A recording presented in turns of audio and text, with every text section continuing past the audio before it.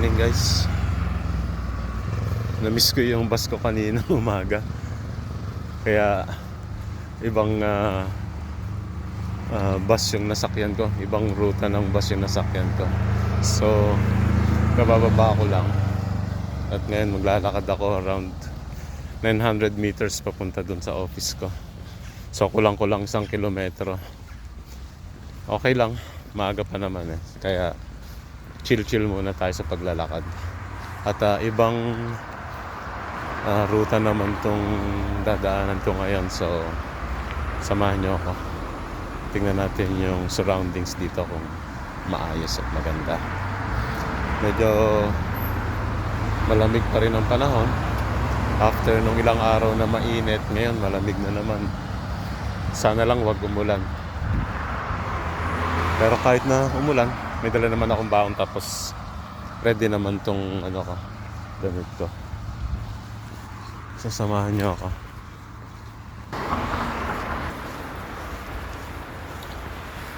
So ayan, ito yung daanan papunta ron. Itong pula rito, yan yung sa cycle, bike lane. Tapos dito yung mga pedestrian. So nandun yung mga vehicles. So most of the time naman, hiwalay yung bike lane sa pedestrian. But meron din pagkakataon na magkasama yan. So ingat-ingat lang din kami dito pag naglalakad sa bike lane, dahil iba yung mga nagbibisikleta rito, masyadong mabilis. Tapos sa kasalanan pa namin na sa mga naglalakad, kasalanan pa namin yung pagka nabangga kami ng bike dahil nakaharang kami sa bike lane.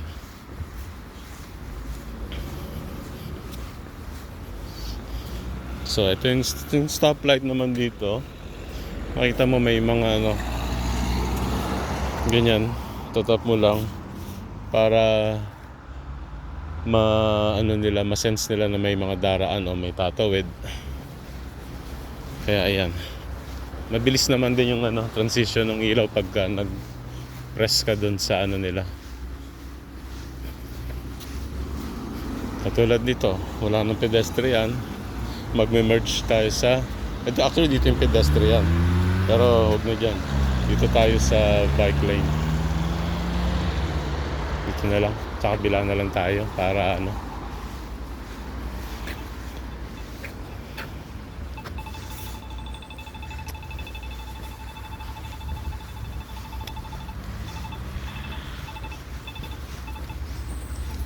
dito na lang tayo sa may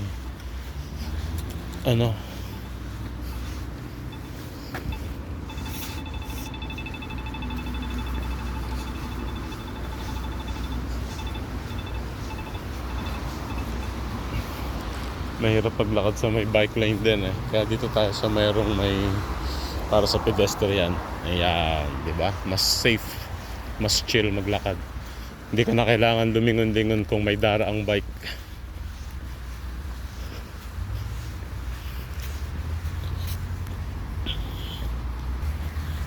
So ayun, masyadong malapit na. Nalayo-layo pa yung lalakarin natin, kaya tingin-tingin muna tayo sa surroundings. Diba? Ay, may mga street art din dito. Look.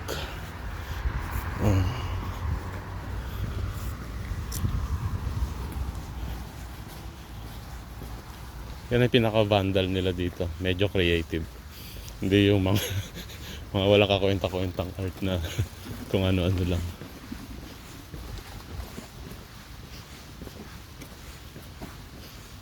So meron din mga neighborhood dito.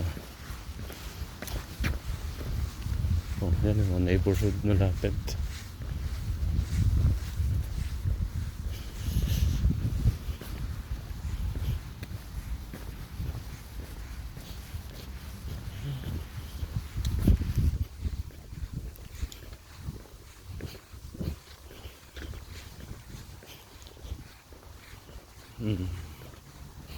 Maganda yung ng bahay niya, location.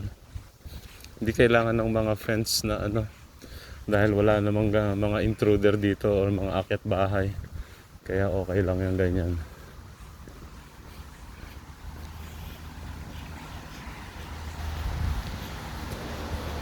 Okay, maya maya naman ulit, sandali lang. Papos ko muna.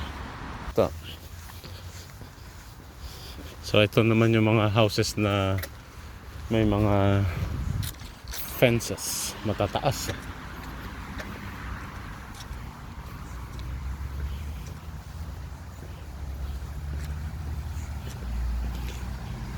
So may mga, most of them may mga tanim, mga gardens. Maganda kasi yung weather dito kaya mabilis lumago yung mga halaman.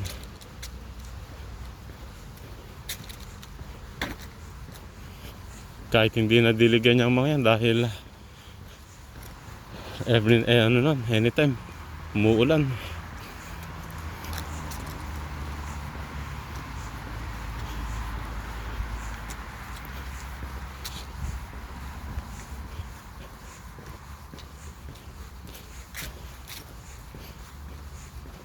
So ito yung mga pang pedestrian lang na shortcut papasok sa loob kaysa iikot pa sila doon sa pinaka main road.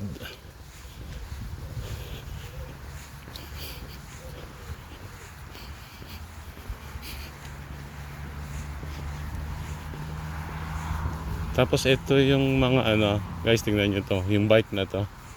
Itong mga bike na to for rent ito. Tingnan nyo, kahit saan lang iniiwan yan.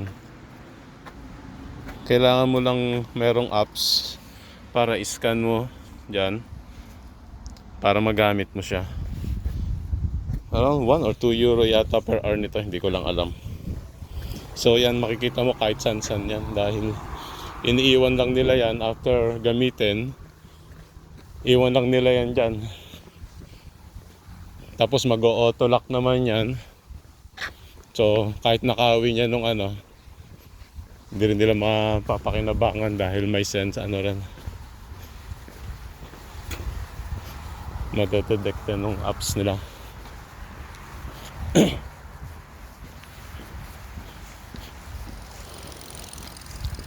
So malayo-layo pa. Tingin-tingin muna tayo sa paligid.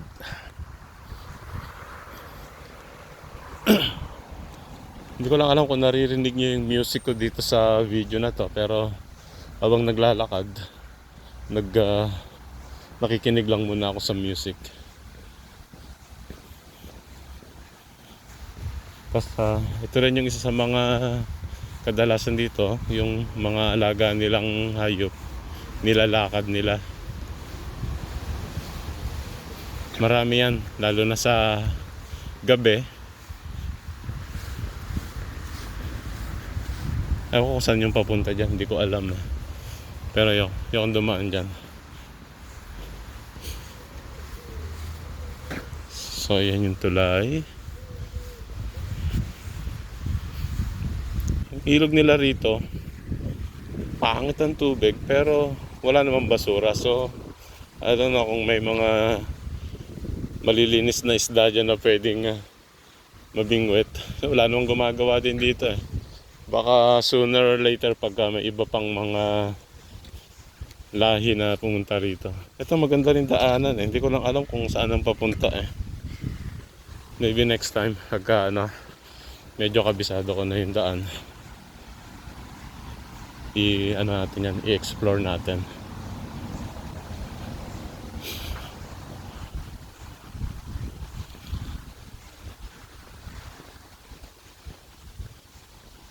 Siguro may daan din yan doon papunta sa pero next time daanan ko yan. For the meantime, dito ako dadaan sa main road kasi ito yung tinuturo sa akin ng maps.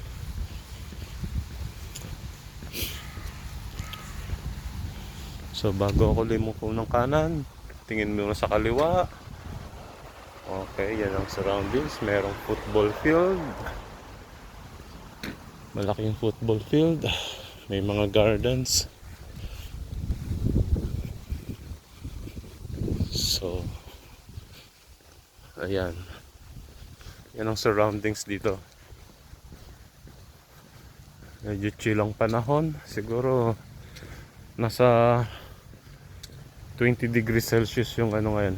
Hindi ako sure, hindi ko tinignan kung yung exact temperature kanina. Pero bumababa dito at this time, bumababa ng 17 at tumataas hanggang around 26 yata.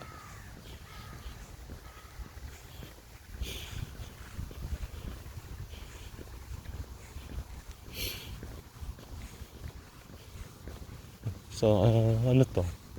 School yata ito. Uverta. School nga yata ito. Ayan yung school. Tapos ito yung facilities niya.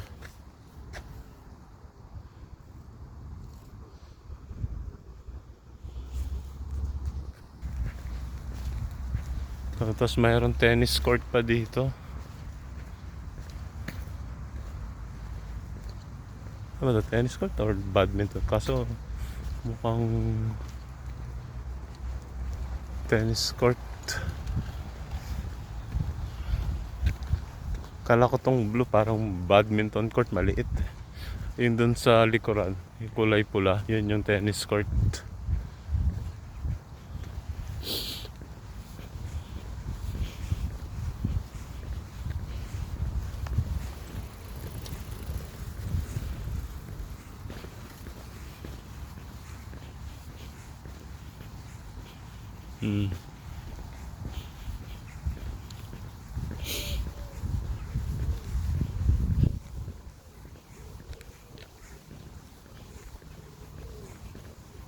Ito, alam ko na to. Nakita ko na yung isang building na yun sa may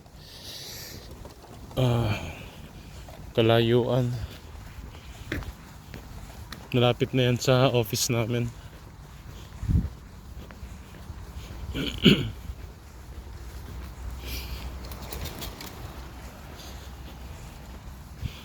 Ito yung daanan doon na yung maliit na daan after nung itong ilog na to. So dapat dito ako dumaan kanina. Yan yung naglalakad ng So dito rin yung lusot. So yan yung kanina naglalakad ng aso niya. Kung sinundan ko siya, dito rin ang lusot. So next time, alam ko na. So sa likod ng building na yan yung office namin.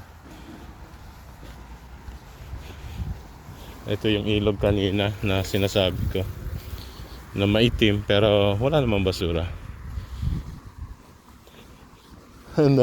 Ito nakakatuwa dito. High-tech center, high-tech campus. Pero kita mo naman merong mga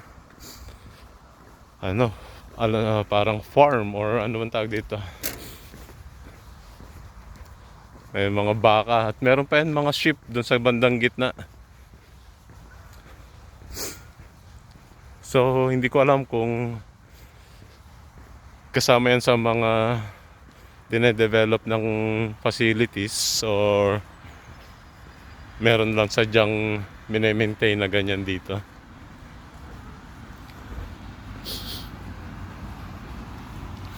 So ito na. Welcome na to high-tech campus. You see that? So yun, andito na ako sa vicinity ng office namin.